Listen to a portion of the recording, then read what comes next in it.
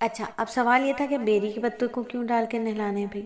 تو یاد رکھیے کہ بیری کے پتے جو پکا کر پانی میں پکائے جاتے ہیں نا، مردہ کو جو اس نیم گرم پانی سے نہلایا جاتا ہے، تو یہ سنت طریقہ ہے، یہ میرے نبی کا طریقہ ہے، ٹھیک ہے۔ نبی صلی اللہ علیہ وآلہ وسلم نے اپنی صاحبزادی حضرت زینب رضی اللہ تعالیٰ عنہ کو بیری کے پتوں والے پانی سے نہلانے کا ارشاد فرمایا تھا۔ تو بیری کے پتوں کے ساتھ ابالے ہوئے پانی، نیم گرم پانی سے غسل دینے کا مقصد کیا ہوتا ہے کہ انسانی جسم پر جو میل کچیل ہے وہ اچھی طرح صاف ہو جائے۔ آج کل اس مقصد کے لیے خیر صابن وغیرہ بھی استعمال ہو جاتے ہیں، تو اس لیے کوئی حرج نہیں ہے، بیری کے پتے نہیں مل رہے، نیم کے پتے نہیں مل رہے تو کوئی حرج نہیں ہے، اور آپ صابن سے بھی نہلا سکتے ہیں۔ اگر ضرورت محسوس ہو تو 3 مرتبہ سے زیادہ یعنی 5 مرتبہ یا 7 مرتبہ بھی نہلایا جا سکتا ہے۔ جب غسل دے چکے تو میت کو اپنے بدن کی ٹیک سے ہلکا سا بٹھلانے کے قریب کر دیں، پیٹ کو آہستہ آہستہ ملیں اور دبائیں۔ اگر کچھ فضلہ، پیشاب، پخانہ وغیرہ نکلتا ہے تو صرف اسی کو پوچھ دیں، اس سے غسل اور وضو میں کوئی فرق نہیں پڑتا، ٹھیک ہے۔ یعنی اب دوبارہ غسل اور وضو کرانے کی ضرورت نہیں ہے۔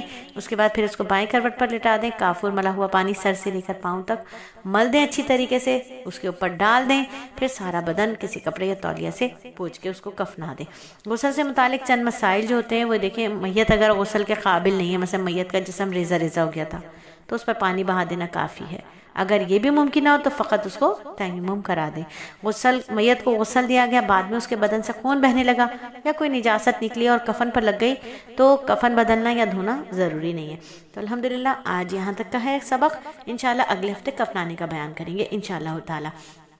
اور اگر کسی کو سیکھنا ہے غسل میت اور کفن کی کلاس لینی ہے تو انشاءاللہ اپنے مدرسے میں رکھ لیں گے۔ فزیکل میں کافی مرتبہ کلاس رکھ چکے ہیں، خواتین آتی ہیں، غسل میت سیکھتی ہیں، کفن دینا سیکھتی ہیں۔ الحمدللہ اللہ تعالی ہم سب کو قبول فرمائے اور ہمارے قبروں کو جنت کے باغ میں سے ایک باغ بنائے، اور اللہ رب العزت ہماری دارین میں رسوائی سے ہمیں بچائے اور ہماری پردہ پوشی فرمائے، آمین ثم آمین۔ اللہ تعالی ہمارے اس سبق کو قبول فرمائے، اللہ کی رضا کے لیے پڑھایا، اللہ ہم سے راضی ہو، آمین ثم آمین۔ اب غسل دینے کا طریقہ کیا ہے؟ دیکھیے، غسل دینے سے پہلے ہم نے جب غسل کی وہ جگہ، وہ تختہ، وہ بالٹی، وہ پانی لینا تھا تو ہم نے 5 چیزوں کا خیال کیا تھا، 5 کام کیے تھے، ٹھیک ہے۔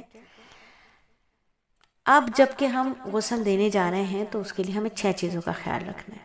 سب سے پہلے ہم ہاتھ پر کوئی کپڑا لپیٹ لیں گے۔ ابھی جو کفن آتے ہیں اس میں دستانے ہوتے ہیں، میڈیکل کے جو دستانے ہوتے ہیں ربڑ کے، وہ دستانے موجود ہوتے ہیں۔ اب پہلے نہیں ہوتے تھے دستانے تو ہاتھوں پر کپڑا لپیٹ لیا جاتا تھا، کپڑے کی تھیلیاں جیسی بنا لیتے تھے۔ کیوں؟ کہ اس سے میت کو استنجا کرواتے تھے، تاکہ میت کی جو استنجے کی جگہ ہے، یہ بیٹوں کو بھی سکھانا ہے، عورتوں نے بھی سیکھنا ہے، مردوں نے بھی سیکھنا ہے، بیٹوں نے بھی سیکھنا ہے۔ باپ کا دفن نہیں کرنا ہے، باپ کو رخصت کرتے ہوئے ان کو غسل نہیں دینا ہے۔ رشتہ داروں میں میت ہو جاتی ہے، کسی بزرگ کی میت ہو جاتی ہے تو لڑکوں کو کہیں وہ غسل دیں، عیدی ہوم میں نہ لے جائیں۔ اسی طریقے سے گھر کی خواتین اپنے گھر کی خواتین کو غسل دیں۔ تو سب نے سیکھنا ہے غسل کا طریقہ۔ پہلے ہاتھ پر، ابھی میں نے اپنے بیٹے کو خود سکھایا تھا بھائی، الحمدللہ اللہ کا احسان ہے۔ ابھی ان کے پھپھا کا انتقال ہوا تھا 2-3 سال پہلے، تو پھر میں نے اپنے بیٹے کو کہا کہ آپ نہلائیں گے؟ اماں میں کیسے نہلاؤں گا، وہی بچوں والی بات۔ تو میں نے کہا نہیں بیٹے، آپ کیوں نہیں نہلائیں گے؟ جب پھپھا کی خدمت کریں گے، ان کی آخری خدمت ہے۔ تو الحمدللہ میرے بیٹے نے ان کو غسل کرایا، کفنایا، اور جا کے میں نے کفن بچھا کر دکھایا اس کو ان کے چرپائی پر کہ دیکھو بیٹا یہ بچھائیں گے پہلے، پھر یہ بچھائیں گے، پھر یہ بچھائیں گے۔ اس طرح پھپھا کو لے کر آنا، پہلے یہ والا کپڑا کرتا، پھر ان کا تہمت، پھر ان کی بڑی چادر، اس طریقے سے الحمدللہ۔ تو اپنے بیٹوں کو بھی سکھانا ہے، اپنی بیٹیوں کو بھی سکھانا ہے۔ تو پہلے ہاتھ پر کوئی کپڑا لپیٹ لیں گے۔ اب کپڑا تو نہیں لپیٹنا ہے کیونکہ دستانے موجود ہیں، تاکہ میت کی استنجے کی جگہ اور سطر پر ہاتھ نہ لگے، ٹھیک ہے۔ تو سب سے پہلا کام۔ دوسرا کام، میت کے پیٹ پر آہستہ آہستہ ہاتھ پھیریں گے، نجاست خارج ہو یا نہ ہو، دونوں صورتوں میں اس کو استنجا کرا دیں، اور جو چادر اس کے سطر پر ڈالی ہوئی ہے اس کے اندر ہی اندر ہاتھ رکھیں گے، سطر نہیں کھلنے پائے۔ اس بات کا بہت اہتمام کرنا ہوتا ہے کہ میت کا سطر نہ کھلنے پائے اور نہ ہی اس کے سطر پر نگاہ پڑے۔ پھر اس کو وضو کرائیں گے، لیکن کلی نہیں کرائیں گے، نہ ناک میں پانی ڈالیں گے، نہ گٹے تک ہاتھ دھلائیں گے، بلکہ کیا کریں گے، چہرہ دھلائیں گے، پھر ہاتھ کونی سمیت دھلائیں گے، پھر سر کا مسح کرا دیں گے، پھر دونوں پیر دھلا دیں گے۔ اور اگر کوئی تر روئی ہے ہمارے پاس تو اس کو تر روئی کر کے اس کے دانتوں اور مسوڑوں پر پھیر دیں گے۔ اسی طرح ناک کے دونوں سوراخوں میں روئی کے پھوئے بنا کر اس کی سوراخوں میں ڈال دیں گے، تو یہ جائز ہے۔ ٹھیک ہے. اگر میت کو غسل کی ضرورت تھی، جنابت کی حالت میں موت ہوئی یا حیض نفاس میں مر جائے تو اس طرح سے منہ اور ناک میں پانی پہنچانا ضروری ہے. پھر پانی کو کپڑے سے نکال لیں گے. ٹھیک ہے، پانی کو کپڑے سے یعنی کپڑے کے اوپر سے پانی ڈالتے رہیں گے اور اندر سے ہاتھ اس کے دستانے والا ہاتھ پھیرتے رہیں گے. پھر ناک، منہ اور کانوں میں روئی بھر دیں گے تاکہ وضو کراتے اور نہلاتے وقت پانی اندر نہ جائے.